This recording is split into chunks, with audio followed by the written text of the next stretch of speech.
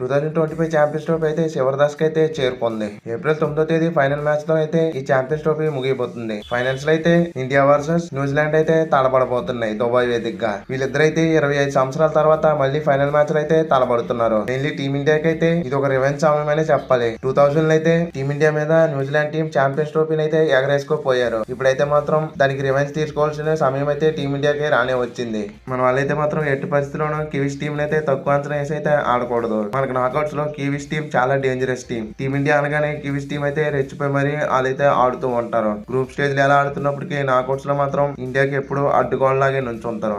Australia team ఎంత డేంజరో అంతకంటే Kiwis team అయితే చాలా డేంజర్. దీన్ని అయితే మాత్రం టీమిండియా మైండ్ లో పెట్టుకోవాల్సి ఉంటుంది. కివీస్ టీం కూడా ఎలాగైనా వాళ్ళైతే మాత్రం ఈ ఛాంపియన్స్ ట్రోఫీ గెలవాలనే చూస్తారు. మెయిన్లీ ఐసీసీ ఈవెంట్ లో వాళ్ళు గెలుచుకున్న ఏకైక ట్రోఫీ ఛాంపియన్స్ ట్రోఫీయే. మళ్ళీ ఇంకోసారి అయితే ఈ ఛాంపియన్స్ ట్రోఫీ గెలవాలనే చూస్తారు. ఎట్టి పరిస్థితిలో కూడా ఈ మ్యాచ్ లో అయితే మాత్రం మేమే గెలిచి ఈ ఛాంపియన్స్ సెకండ్ టైం అయితే కొట్టాలని చూస్తుంది. ఈ మ్యాచ్ లో అయితే మాత్రం ఒక టఫ్ ఫైట్ అయితే మాత్రం రెండు టీముల మధ్య అయితే ఉండబోతుంది. పలానా టీం వీక్ టీం, పలానా టీం స్ట్రాంగ్ టీం అని చెప్పక్కర్లేదు. రెండు టాప్ టీమ్స్ కాకపోతే ఫైనల్ అయితే ఆడబోతున్నారు. ఇక వీళ్ళిద్దరి మధ్య హెడ్ టు హెడ్ స్టాట్స్ విషయానికి వచ్చామంటే ఇప్పటి వరకు 119 ఒడియా మ్యాచ్లు అయితే జరిగాయి. ఇందులో ఇండియా అయితే 61 ఒడియా మ్యాచ్లు అయితే గెలవగలిగింది. న్యూజిలాండ్ టీం 50 ఒడియా మ్యాచ్లు అయితే గెలిచింది. 7 మ్యాచ్లకి అయితే రిజల్ట్ రాలేదు. ఇవన్నీ అయితే మాత్రం గతం. ఈ మ్యాచ్ లో ఎవరు బాగా ఆడుతారో వాళ్ళకి ఈ ఛాంపియన్స్ ట్రోఫీ అయితే వరిస్తుంది. స్టాట్స్ అన్ని ఎలా ఉన్నప్పటికీ ఈ ఫైనల్ మ్యాచ్ లో ఎవరు బాగా ఆడితే వాళ్ళదే ఛాంపియన్స్ ట్రోఫీ. ఆల్రెడీ రెండు టీంలు ఛాంపియన్స్ ట్రోఫీ మీద చెరో చేయి అయితే పెట్టేసి ఉన్నారు. ఆ ఇంకో చెయ్యి పెట్టాలంటే ఈ ఒక్క మ్యాచ్ గెలిస్తే చాలు. ఆ రెండో చెయ్యి కూడా ఛాంపియన్స్ ట్రోఫీ మీద అయితే పెట్టేయవచ్చు.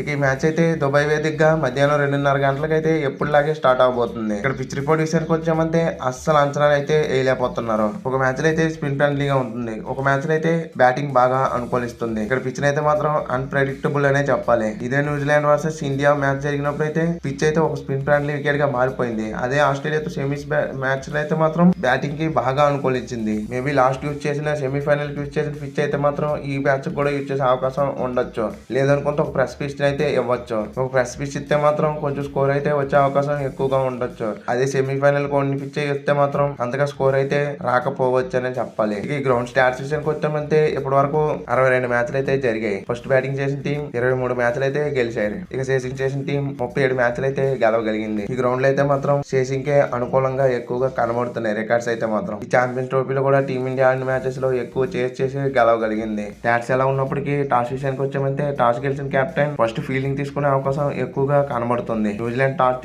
గెలిస్తే మాత్రం ఫస్ట్ బ్యాటింగ్ చేసినా కూడా ఆశ్చర్యపోవక్కర్లేదు. ఆల్రెడీ గ్రూప్ స్టేజ్ లో అయితే వాళ్ళు చేసే ఓటం పాలయ్యారు. టీమిండియా అయితే మాక్సిమం చేసినప్పుడే మ్యాచెస్ అయితే ఈ గ్రౌండ్ లో గెలవగలిగింది. దీని కారణం వల్ల అయితే టీమిండియా టాస్ గెలితే ఫస్ట్ ఫీల్డింగ్ అయితే కళ్ళు మూసుకు తీసుకు. ఇక టీమ్స్ విషయానికి వచ్చామంటే న్యూజిలాండ్ టీం అయితే మాత్రం ఆల్ రౌండ్ షో అయితే కనబరుస్తున్నారు. పలానా ప్లేయర్ బాగా ఆడుతున్నారు, పలానా ప్లేయర్ బాగా ఆడట్లేదు అని లేదు. కలిసికట్టుగా అయితే న్యూజిలాండ్ టీం రాణిస్తుంది. దీని కారణం వల్లే వాళ్ళ కాడ స్ట్రాంగ్ క్యాప్టెన్ లేనప్పటికీ వాళ్ళైతే మాత్రం ఫైనల్ కి అయితే రాగలిగారు. ఇక వాళ్ళ ప్లేయర్స్ విషయానికి వచ్చామంటే వాళ్ళ ఓపెనర్స్ అయితే మాత్రం మంచి ఫామ్ లో అయితే కనబడుతున్నారు. మెయిన్లీ రచిన్ రవీంద్ర తనైతే మాత్రం ఐసీసీ ఈవెంట్ లో ఎక్సలెంట్ పర్ఫార్మెన్స్ అయితే ఇస్తూ ఉన్నాడు. సెమీఫైనల్ లో కూడా చూసాం. ఒక సెంచరీ అయితే బాధ పడేశాడు. మెయిన్లీ టాప్ మ్యాచెస్ లో అయితే తనైతే మాత్రం మంచిగా రన్ చేస్తూ న్యూజిలాండ్ టీం కి అయితే ఒక అడ్డుగోళ్ళ నిలుస్తుందనే చెప్పాలి. ఇక మరో ఓపెనర్ అయిన విలియంగ్ అయితే అన్ని ఫస్ట్ మ్యాచ్ లో సెంచరీతో మెరిసినప్పటికీ ఆ తర్వాత అయితే మాత్రం పెద్ద స్కోర్స్ అయితే కొట్టలేకపోయాడు. ఈ మ్యాచ్ లో అయితే మాత్రం తన దగ్గర నుండి భారీ స్కోర్ అయితే రావాల్సి ఉంటుంది. ఇక వన్ డౌన్ లో వస్తున్న స్టార్ బ్యాట్స్మెన్ అయిన కేన్ విలియమ్సన్ అయితే లాస్ట్ మ్యాచ్ తో మంచి సెంచరీతో ఫామ్ కి వచ్చాడు. ఇండియా మీద కూడాను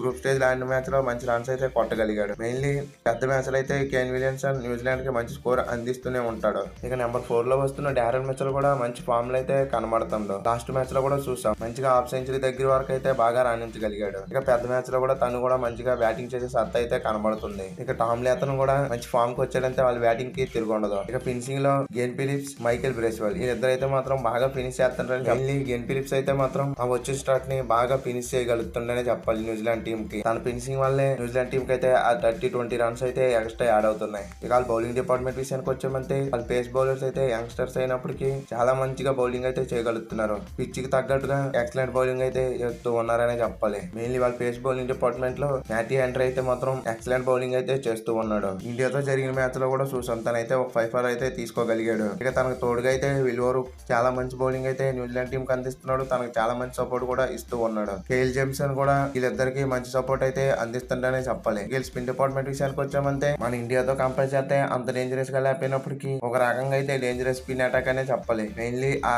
శాంట్నర్ తనైతే మాత్రం చాలా డేంజరస్ గా బౌలింగ్ అయితే చేస్తూ ఉన్నాడు. పిచ్ ఎటువంటిదైనా సరే తన బౌలింగ్ అయితే మాత్రం ఎక్సలెంట్ గా కనబడుతుంది. తనకు తోడుగా మైకేల్ బ్రేస్వెల్ కూడా ఎక్సలెంట్ ఆఫ్ స్పిన్ అయితే వేస్తూ ఉన్నాడనే చెప్పాలి. వీళ్ళతో పాటు రచిన్ రవీంద్ర, గెల్ ఫిలిప్స్ వీళ్ళిద్దరు కూడా స్పిన్ వేసే అవకాశం ఎక్కువగా ఉండొచ్చు. వీళ్ళిద్దరు కూడా మంచిగా బౌలింగ్ పడుతూ ఉంది. ఇక ఫైనల్ మ్యాచ్ కోసం అయితే ప్లేయింగ్ లెవెన్ లో ఎటువంటి మార్పులు అయితే చేసే అవకాశం కనబడట్లేదు. లాస్ట్ సెమీస్ లో ఏ ప్లేయింగ్ లెవెన్ ఆడారో సేమ్ అదే ప్లేయింగ్ లెవెన్ తో ఫైనల్ లో కూడా బరిలో దిగే అవకాశం ఎక్కువగా కనబడుతుంది. వీళ్ళు ఫైనల్ మ్యాచ్ కోసం ప్రాబుల్ ప్లేయింగ్ లెవెన్ విషయానికి వచ్చామంటే ఓపెనర్స్ గా William, Rachin Ravindra, one down లో కేఎన్ విలియమ్సన్, నెంబర్ 4 లో డారెల్ మిచర్, నెంబర్ 5 లో టామ్ లేథన్, నెంబర్ 6 లో గెల్ ఫిలిప్స్, నెంబర్ 7 లో మైకేల్ బ్రేస్వెల్, నెంబర్ 8 లో మిచెల్ శాంట్నర్, నెంబర్ 9 లో డేల్ జేమ్సన్, నెంబర్ 10 లో మ్యాటీ హెన్రీ, నెంబర్ 11 లో ఈ ప్లేయింగ్ లెవెన్ లో చూసుకుంటే ఓవరాల్ గా 8 బౌలింగ్ ఆప్షన్స్ అయితే ఉండబోతున్నాయి. 4 స్పిన్ బౌలింగ్ ఆప్షన్స్ అయితే 4 పేస్ బౌలింగ్ ఆప్షన్స్. వీళ్ళకి ఎటువంటి పిచ్ దొరికినా సరే వీళ్ళైతే మాత్రం రెచ్చిపోయే అవకాశం ఎక్కువగా ఉండొచ్చు. స్పిన్ కాల్కించే పిచ్ అయినా సరే, పేస్ బౌలింగ్ అనుకునే పిచ్ అయినా వీళ్ళ దగ్గర అయితే మాత్రం రెండింటికి సరిపడా బౌలర్స్ అయితే కనబడుతున్నారు. ఇక మన టీమిండియా విషయానికి వచ్చామంటే మన టీమిండియా అయితే మాత్రం టాప్ నాచ్ ఫామ్ లో ఉన్నారు. మెయిన్లీ ఛాంపియన్స్ ట్రోఫీలో అయితే ఒక్క మ్యాచ్ కూడా ఓడిపోకుండా మన వాళ్ళైతే ఫైనల్ కి అయితే రావడం జరిగింది.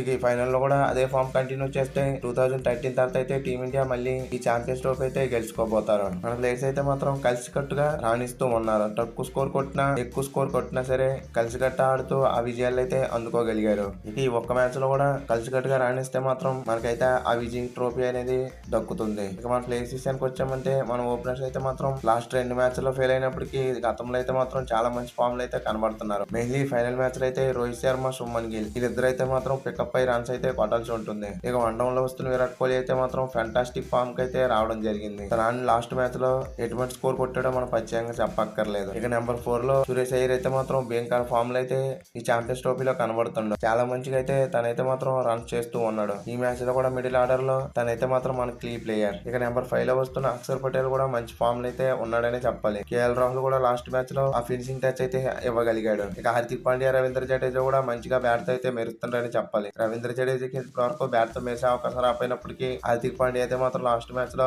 బాగా మెరవగలిగాడు. ఇక మన బౌలింగ్ డిపార్ట్మెంట్ విషయానికి వచ్చామంటే మన స్ట్రెంత్ మన స్పిన్ అనే చెప్పాలి. ఈ ఫైనల్ మ్యాచ్ కూడా టీమిండియా అయితే మాత్రం స్పిన్ మీదే ఆధారపడి ఉండబడుతుంది. మనకైతే మాత్రం వరుణ్ చక్రవర్తి, రవీంద్ర జడేజా వీళ్ళిద్దరు అయితే మాత్రం కీ బౌలర్. మెయిన్లీ వరుణ్ చక్రవర్తి తన దగ్గర నుండి అయితే మాత్రం టీమిండియా అయితే మాత్రం చాలా ఎక్స్పెక్ట్ చేస్తుంది. గ్రూప్ స్టేజ్ లో న్యూజిలాండ్ కి అగేనెస్ట్ గా ఎటువంటి బౌలింగ్ చేశాడో అటువంటి బౌలింగ్ అయితే మళ్ళీ ఎదురు చూస్తుందనే చెప్పాలి. ఇక వీళ్ళిద్దరికి సపోర్ట్ గా కుల్దీప్ యాదవ్, అక్షర్ పటేల్ వీళ్ళిద్దరు కూడా చాలా మంచిగా బౌలింగ్ చేస్తుంటారని చెప్పాలి. ఇక పేస్ బౌలింగ్ అయితే మాత్రం మనకైతే ఈ మ్యాచ్ లో కూడా 2 ఆప్షన్స్ కనబడుతున్నాయి. మొహమ్మద్ షమి అండ్ హార్దిక్ పాండ్యా వీళ్ళిద్దరు అయితే మాత్రం ఈ మ్యాచ్ లో కూడా తన స్థాయికి తగ్గట్టు రాణించాల్సి ఉంటుంది. ఇక టీమిండియా అయితే సెమీస్ లో ఏ ప్లేయింగ్ లెవెన్ తెలియరు అదే ప్లేయింగ్ లెవెన్ అయితే ఈ ఫైనల్ మ్యాచ్ కూడా ఆడబోతున్నారు. ఈ ఫైనల్ మ్యాచ్ కూడా టీమిండియా అయితే ఎటువంటి మార్పులు చేసే అవకాశం కనబడట్లేదు. ఈ ఫైనల్ మ్యాచ్ కోసం టీమిండియా ప్రాబుల్ ప్లేయింగ్ లెవెన్ విషయానికి వచ్చామంటే ఓపెనర్స్ గా రోహిత్ శర్మ, శుభ్మన్ గిల్, వన్ డౌన్ లో విరాట్ కోహ్లీ, నెంబర్ 4 లో సురేష్ అయ్యర్, నెంబర్ 6 లో కేఎల్ రాహుల్, నెంబర్ 7 లో హార్దిక్ పాండ్యా, నెంబర్ 8 లో రవీంద్ర జడేజా, నెంబర్ 9 లో కుల్దీప్ యాదవ్, నెంబర్ 10 లో మొహమ్మద్ షమి, నెంబర్ 11 లో వరుణ్ చక్రవర్తి. ఇది ఇండియా ఒక ప్రాబుల్ ప్లేయింగ్ లెవెన్. ఈ ఫైనల్ మ్యాచ్ లో మీరు ఎవరు గెలుస్తారో అనుకుంటున్నారో కింద కామెంట్ చేయండి. మెయిన్లీ 25 సంవత్సరాల తర్వాత టీమిండియా అయితే